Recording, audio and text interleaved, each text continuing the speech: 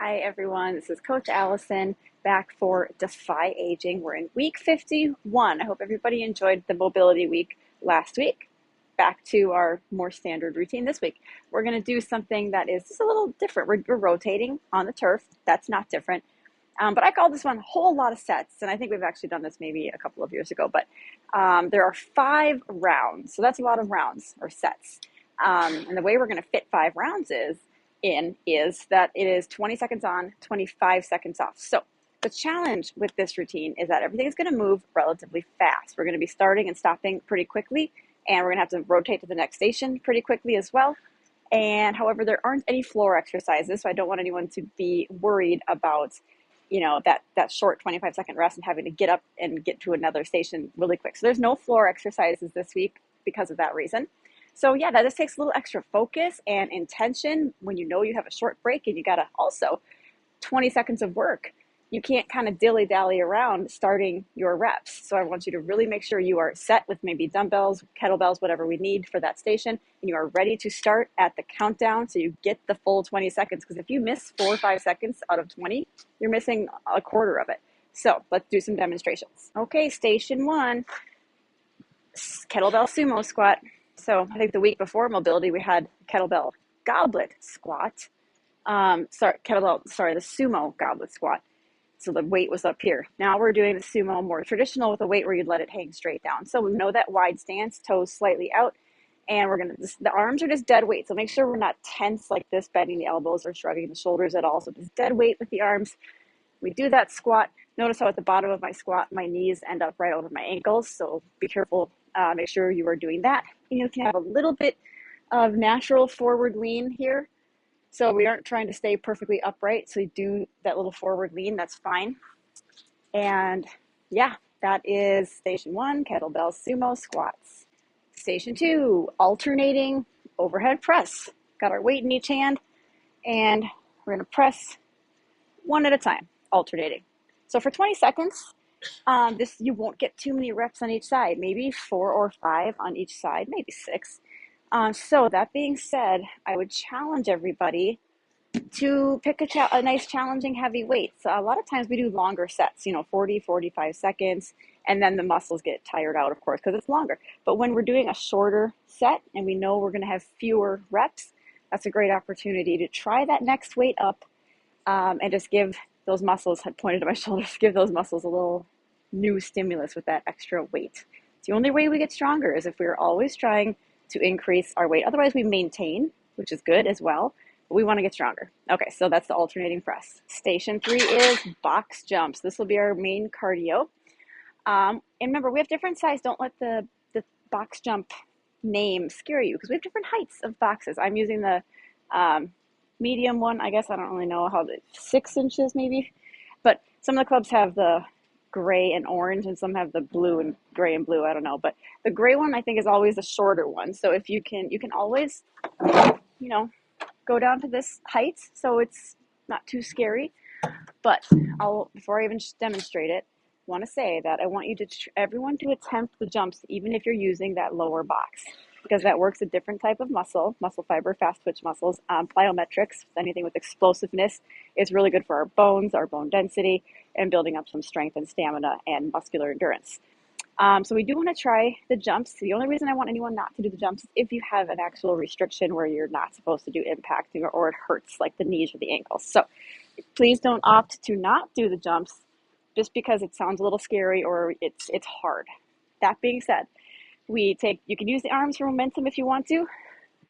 Get a good bend with the knees before you get up there, and we hop up to the box. You can step down or jump down, whatever you like. And sometimes before your first 1 or 2 reps, or before your first rep, do 1 or 2 maybe step ups on it so you can feel that height, and that eases the fear component just a little bit. Don't think you have to go fast, okay? And in 20 seconds, again, you might only get 6, 7 of those, 8.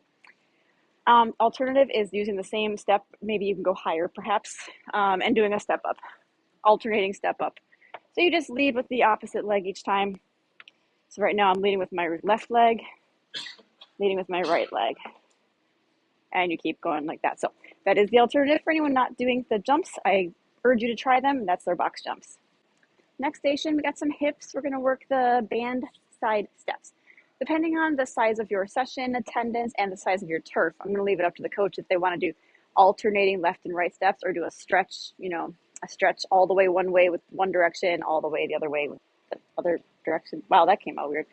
Anyway, I'm gonna leave that up to your coach depending on your turf size. But the side steps, most of us know these if you've been with us for a while. Band under the center of the foot. If you have an arch in your shoe, put it in the arch. I don't have an arch in the shoe, so I just have to eyeball the center of my foot. Little tension on the band, doesn't have to be way up here, but just a little tension. And we step to one side, step to the other side. Again, if you're doing all in one direction for the first half, you'll keep going one direction like that. Anyways, it's very, very important that you keep a soft bend in your knees just at all times. No, soft bend doesn't mean like a half a squat. It's just they're soft like this. See, they're not locked in straight. This is where we can lose our balance and fall a little more easily. So soft knees will help your balance. And it's important that we're also digging the side of the foot, the corner of the foot into the band to stretch between the feet. So you should be able to do quite a few of these with the band staying in place as opposed to letting the foot kind of slide on it. And see, now when I let the foot slide on it, these end up uneven and you have to reset it, and we're not stretching it, so we're not actually engaging the muscles correctly. So make sure you're really digging that foot in, pushing, stretching that band out, and that is our band side step. Okay, the next one is a seated bent over row. This one's a little bit different for the back. We do those 2-point rows and 3-point rows a lot. This is same movement, same muscle group, but done differently. So you sit towards the edge of something. I guess you could be more back for this. No, actually, sorry. You do need to be towards the edge because these weights have to come down here. We lean forward as far as it's comfortable for you. Like I want you to fold all the way down. I'll show you from the side. I want you to come all the way down here. So your rib cage is actually kind of, your torso is resting on your thighs. Okay, I guess I can just stay to the side to show you this. Arms are hanging straight down, so you just gravity, dead weight, and I'm gonna pull up, release back down. As I pull up though, I'm not allowing my shoulders to shrug. So see now look, I'm not kinking the hands up to the chest and I'm not shrugging the shoulders like this. Instead, keep the neck tall. Oops, sorry, that was loud. Keep the neck tall and bring the shoulders and shoulder blades down and back. So see the difference between this, which is correct, okay, and then this, which is incorrect, because I'm shrugging and I'm kinking the arms up here. Very different. You want to squeeze between those shoulder blades. Any back row is always kind of squeezing between the shoulder blades. That's our seated bent over row. Last station is grapevine. This one I guess will also be some cardio, but it's more coordination, agility, footwork, and when you're working stability and agility, sometimes some balance. So it's all that combined, maybe more than cardio. I think many of you know the grapevine. It's a side-to-side movement, so you're going to take, it's hard to get a lot of me in the frame here. This outside leg goes across in front, and then it crosses behind. Crosses in front, crosses behind. I'll come back the other way. Now my outside leg crosses behind, in front, behind. And you can let your hips you actually need to let your hips have some movement here. See, my hips are turning this way. Now they're turning this way. If you try to keep your hips still and just cross the legs, the legs are too kinked together. It doesn't flow well. So you have to let the hips kind of move a little bit. And once you get the movement down, you do want to add a little bit of speed. So we can add a little bit of speed like this. I know I have this tiny spot in the frame. I wish I could show you longer. But that is the grapevine station. Give it a try. Okay, for our finisher, our team builder, it's going to be an overhead carry extravaganza, because we're going to do one overhead carry is this. If you're doing a dumbbell like I am, have the palm turned in. If you're doing a kettlebell, the palm is kind of more forward like this. You can do either kettlebell or dumbbell. Whatever you choose though, you got to lock that arm in straight. So what an overhead carry is not, is this. An overhead carry is arm locked in straight up and down here. Bicep is close to the ear. Okay, and the wrist too.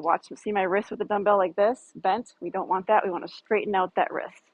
Okay, and we go for a controlled, slow carry, and we're going to do a full lap around the gym. So every gym is very different, of course. So your coach can kind of direct you where that is, or let you just decide, and everyone will kind of go slightly different, which will be hilarious. But full lap around the gym with one side, and then get back to the start, full lap around the gym with the other side. Okay. As you get more and more tired as you go, I know that the arm is going to want to start to do this. So that is what we're trying to avoid. Is once you lock the elbow in, kind of just your bones are actually doing some of the work because it's just relying on being straight up and down.